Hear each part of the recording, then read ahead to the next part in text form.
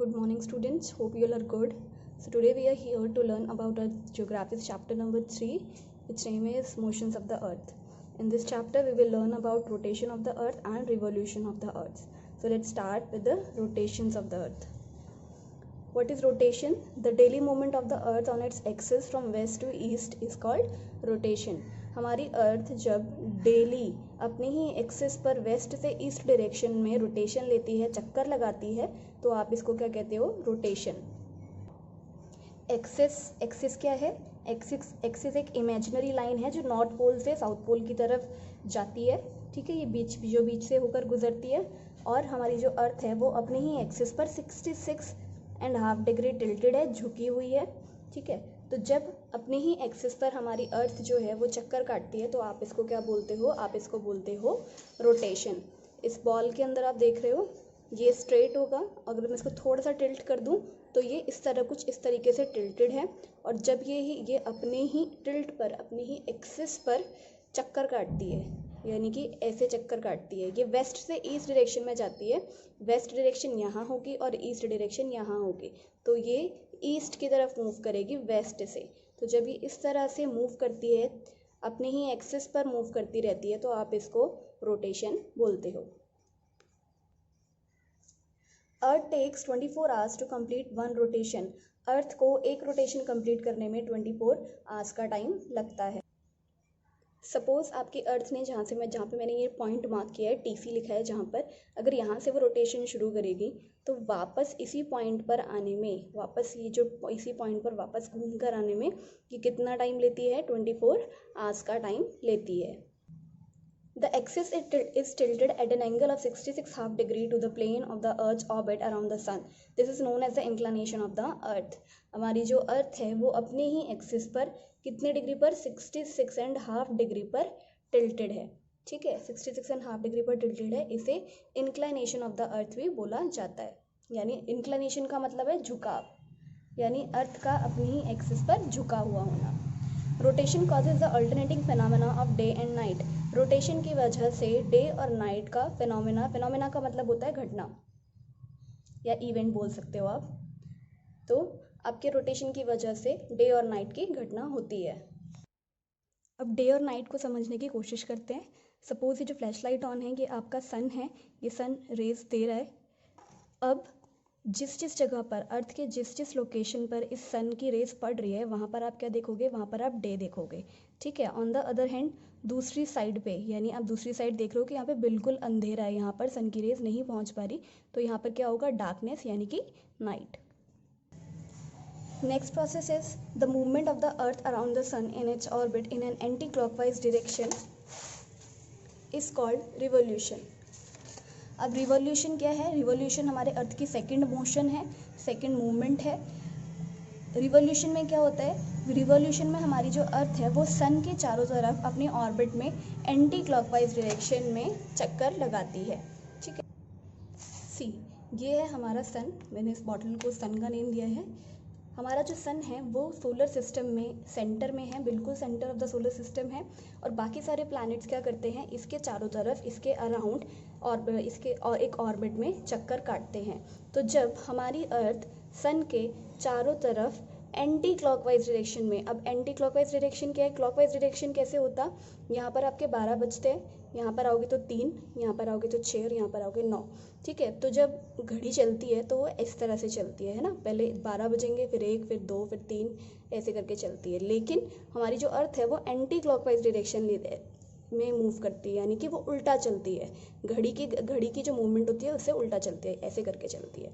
तो जब हमारी अर्थ सन के चारों तरफ एंटी क्लॉकवाइज डायरेक्शन में मूवमेंट करती है तो आप इसको रिवोल्यूशन बोलते हो. ठीक है. Earth revolves around the sun in a fixed elliptical path called orbit. जो अर्थ है वो एक फिक्स्ड पाथ में चक्कर काटती है सन के चारों तरफ. यहाँ पर आप देखोगे, यहाँ पर एक पाथ दिखाई दे रखा है आपको, ब्लू. ये वही पाथ है जिस पे आपकी अर्थ मूव करती है सन के चारों तरफ. Earth takes 365 days and 6 hours to complete one revolution around the sun. अब अर्थ जो है सन के चारों तरफ चक्कर लगाने में कितना टाइम लेती है, ये पूरा 365 डेज और 6 आवर्स का टाइम लेती है। A year has 365 days and 6 hours sorry. एक साल में 365 डेज और 6 आवर्स होते हैं। After 4 years these 6 hours are added to make 24 hours यानी 1 डे। हर 4 साल के बाद ये जो 6 घंटे बचे हुए होते हैं, जो एक पूरा कंप्लीट डे नहीं बना रहे हैं, इन 6 घंटों को हर 4 साल के बाद जोड़ दिया जाता है। अगर आप 6 × 4 करोगे तो इट विल मेक 24। तो जब इनको ऐड कर दिया जाता है सारे 6 आवर्स को, तो ये 24 आवर्स बन जाते हैं। And you very well know कि 24 आवर्स से आपका 1 डे बनता है। तो जब ये 1 डे बनता है तो ये 1 डे इंक्रीज हो जाता है। That is why after every 4th year it makes 366 days called leap year. इसीलिए हर चौथे साल में एक दिन बढ़ जाता है आपका, और ये 366 डेज का हो जाता है, जिसको आप लीप ईयर कहते हो। Because of this the month of February has 29 days on every 4th और लीप ईयर। इसी वजह से हमारा जो फरवरी का मंथ होता है उसमें 29 डेज होते हैं, ठीक है, हर 4 साल के बाद या फिर हर लीप ईयर में। Due to revolution we feel different seasons on the earth. अब रिवोल्यूशन की वजह से क्या चेंजेस आते हैं? रिवोल्यूशन की वजह से हमारे सीजन्स बनते हैं। रोटेशन की वजह से हमारा डे और नाइट बन रहा था, और रिवोल्यूशन की वजह से हमारे सीजन्स बन रहे हैं। Next is like gravity on the earth causes object near earth to be pulled towards the earth centre, it also causes earth and other objects near the sun to be pulled towards the sun centre. जैसे gravity, अगर आप कोई भी चीज़ ऊपर से फेंकोगे तो वो हमेशा नीचे आती है, ठीक है। कोई भी चीज़ अगर आप ऊपर से फेंकोगे तो वो नीचे आती है। अगर मैं ये पेंसिल को भी गिराऊं तो भी ये नीचे आएगी, ठीक है। ऐसा क्यों है? ऐसा है ग्रेविटी की वजह से। जो ग्रेविटी ऑफ द अर्थ है वो सारी चीज़ों को अपने सेंटर की तरफ यानी नीचे की तरफ खींचती है। इसी तरह से जो सन की ग्रेविटी है वो भी सारे प्लैनेट्स को अपनी तरफ खींचती है। Without the sun's gravitational pull, the earth would keep moving in a straight line out into a deep space. अगर सन का ग्रेविटेशनल पुल नहीं होता तो आपकी अर्थ जो है वो ऐसे एक राउंड या ओवल शेप में नहीं घूम पाती, बल्कि वो स्ट्रेट जाती, ठीक है। अगर वो सन के चारों तरफ घूम पा रही है अपने एक ऑर्बिट में, तो ये किस वजह से है? ये सन के ग्रेविटेशनल पुल की वजह से है। Sun's pull changes Earth's path from a straight line to a round orbit about 300 million kilometers across. जो सन का पुल है, सन का जो ग्रेविटेशनल पुल है, ये अर्थ के लिए एक पाथ बनाता है और उसके पाथ को एक स्ट्रेट लाइन से एक राउंड ऑर्बिट में चेंज कर देता है। यानी अगर ग्रेविटेशनल पुल नहीं होता तो ये बिल्कुल स्ट्रेट जाती, लेकिन अब ग्रेविटेशनल पुल है, सन क्या कर रहा है? सारे प्लैनेट्स को अपनी तरफ खींच रहा है, तो ये एक ऑर्बिट बना लेते हैं, एक पाथ बना लेते हैं जिसमें ये सर्कल राउंड करते रहते हैं। और ये जो पाथ है अर्थ का सन के चारों तरफ, ये 300 मिलियन किलोमीटर्स बड़ा है। Earth axis always point in the same direction in space. Earth की जो एक्सिस है ये हमेशा एक ही डायरेक्शन में रहती है जब ये रिवॉल्यूशन लेती है, ठीक है। इसकी जो ये डायरेक्शन है एक्सिस की, कभी भी चेंज नहीं होती है। और ये आप कैसे समझ सकते हो? To understand this you can make a fist. आप एक फिस्ट बना सकते हैं, मुट्ठी बना सकते हैं। अपने अंगूठे को बाहर निकालिए। अब क्या है, ये सीधा पोजीशन है। अगर मैं इसको थोड़ा सा टिल्ट कर दूंगी तो ये क्या होगा? अर्थ की एक्सिस का जो टिल्टेड पोजीशन है वो आपको शो करेगा। ये आपका सन है, ठीक है। अगर आप अपने फिस्ट को, अपने इस हाथ को, मुट्ठी को इस सन के चारों तरफ रोटेट करेंगे, आप देख रहे हो कि मेरे थंब का जो पोजीशन है वो बिल्कुल भी चेंज नहीं हुआ है। इसी तरह से जो हमारे अर्थ के एक्सिस का पोजीशन है वो कभी भी चेंज नहीं होता है। Next is seasonal patterns. As the earth travels around the sun the area of sunlight in each hemisphere changes. अब हमने सीजनल चेंजेस कैसे होते हैं? जो पार्ट पे आपके सन की रेज पड़ती जाती है वहाँ पर आपका समर हो जाता है। जिस पार्ट पे आपकी सन की रेज नहीं पड़ती है, जो पार्ट सन से दूर होता है, वहाँ पर आपका विंटर होता है। ऑब्वियस सी बात है, अगर सन हमारे ज़्यादा क्लोज होगा तो हमें गर्मी महसूस होगी, और अगर हम सन से दूर होंगे तो हमें सर्दी महसूस होगी, ठीक है। अब दो कंसेप्ट हैं, इक्विनॉक्स एंड सोलिस्टिस। इक्विनॉक्स में क्या होता है? At an equinox sunlight shines equally on the northern and southern hemisphere causes autumn and spring season. Equinox जब भी बनेगा आपका, तो इक्विनॉक्स में क्या होता है? आपका जो अर्थ है इक्विनॉक्स में कुछ ऐसी पोजीशन होती है कि आपका northern hemisphere plus southern hemisphere दोनों ही आपके अर्थ को फेस कर पाते हैं। एक इक्विनॉक्स आपका मार्च के मंथ में बनता है और दूसरा इक्विनॉक्स आपका इस साइड यानी सितंबर के मंथ में बनता है। इक्विनॉक्स की वजह से हमेशा ऑटम और स्प्रिंग सीजन बनेंगे। Direct rays of the sun fall on the equator when it makes equinox. जब भी इक्विनॉक्स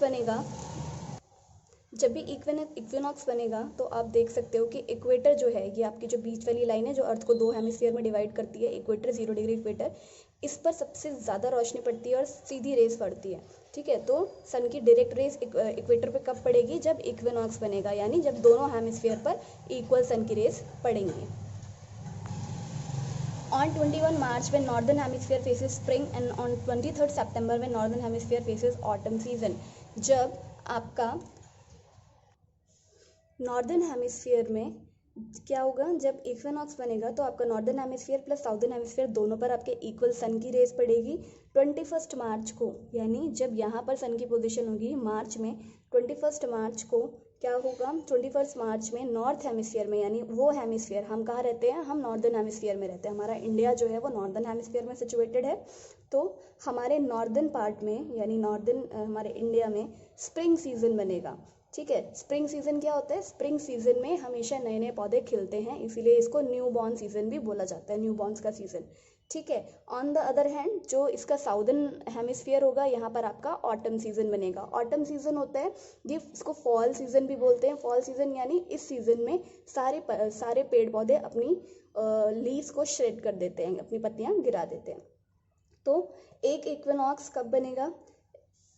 आपका 21 मार्च को। दूसरा इक्विनॉक्स बनेगा आपका 23 सितंबर को। ठीक है, तो 23 सितंबर को प्लस आपके 21 मार्च, इन दोनों डेट्स को आपके इक्वेटर पे, आपका जो इक्वेटर है उस पर सबसे बिल्कुल डायरेक्ट रेस पड़ेगी सन की। At a solstice, the area of sunlight is at a maximum in one hemisphere and minimum on another। अब इक्विनॉक्स पता चल गया। इक्विनॉक्स में क्या होगा, दोनों हेमिस्फीयर पर इक्वल सन की रेस पड़ेंगी, बट इन द सोलिस्टिस सिर्फ एक ही हेमिस्फीयर पर सन की रेस पड़ पाती है, दूसरा जो है आपका हेमिस्फीयर वो सन की रेस को फेस नहीं कर पाता है। आप देखोगे कि इस पोजीशन में क्या होता है, हमारा जो अर्थ है वो कुछ ऐसे टिल्टेड है। ठीक है, अब यहाँ पर जब हमारी अर्थ आती है दिसंबर के मंथ में, जब दिसंबर के मंथ में हमारी अर्थ घूमती भी अपनी पोजीशन चेंज करती है, तो इसकी पोजीशन कुछ इस तरह से हो जाती है कि साउदर्न हेमिस्फीयर, यहाँ जो मैंने एस लिखा हुआ है ये साउदर्न हेमिस्फीयर को डिनोट करता है। साउदर्न हेमिस्फीयर पर आप देख रहे हो कि सन के बिल्कुल करीब है ये, तो यहाँ पर आपका साउदर्न हेमिस्फीयर पर आपके सन की बिल्कुल सारी रेस पड़ेगी। And on the other hand northern hemisphere बिल्कुल भी सामने नहीं आएगा सन के, और यहाँ पर बहुत कम यानी स्लैंट तिरछी आपकी सन रेस पड़ेगी। तो यहाँ पर विंटर सीजन होगा नॉर्दर्न हेमिस्फीयर में और साउदर्न हेमिस्फीयर में समर सीजन होगा दिसंबर में। इसीलिए हमारे इंडिया में आपका नवंबर, दिसंबर और जनवरी के मंथ में हम विंटर्स फील करते हैं। तो सोलिस्टिस में क्या होता है, सिर्फ एक ही हेमिस्फीयर पर, यहाँ पर साउदर्न हेमिस्फीयर पर पड़ रही है, नॉर्दर्न पर नहीं पड़ रही है। ठीक है, तो सोलिस्टिस कब बनता है?